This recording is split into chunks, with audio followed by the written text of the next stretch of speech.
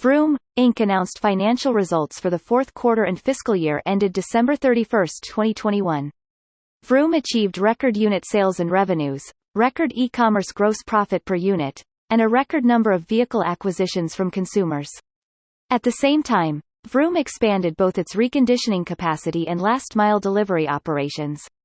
VRM looks forward to the continued evolution of their business in 2022, led by their new Chief Operating Officer, Tom Short.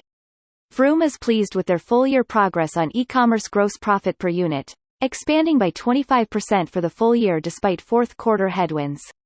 Additionally, they continue to leverage SG&A per e-commerce transaction, which reduced by 18% on a year-over-year basis. For 2022, they expect a further increase in e-commerce GPPU and continued leverage of their SG&A spend as they begin to capture the benefits of captive financing and sharpen their focus on incremental unit economics throughout their business.